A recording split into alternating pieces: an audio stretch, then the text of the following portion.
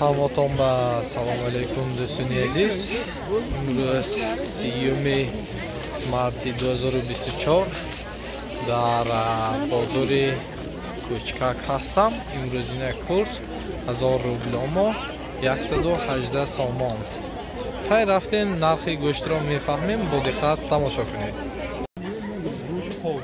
Гӯшти гов 1 килош 75 сомон. Лахмаш ба фикрам 95 сомон. Ин чарбо чанд пул екам? 1 килош 15 сомон. 15. Suyak doroş çeka goşte. 75 somon. Hozir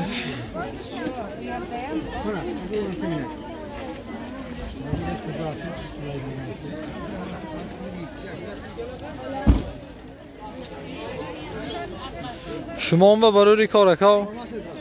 Rava. Dozori Ko'chkak.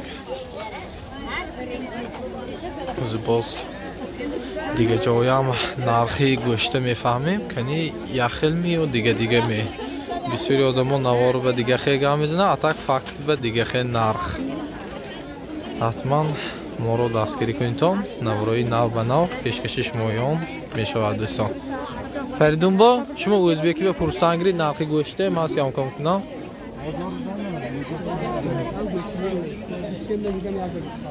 گوشتو 75 سامون 75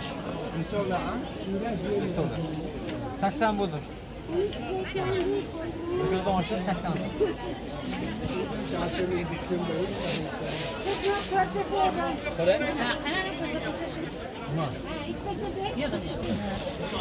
Duyon گوشت وکریم اما گوشت‌های نرخش اخیل کسی که به کانال ما ابونه نشده است دوستان عزیز حتما ابونه شوید از نرخ و نواهای تاجیکستان و از نویگری ها با خبر گردید دوستان.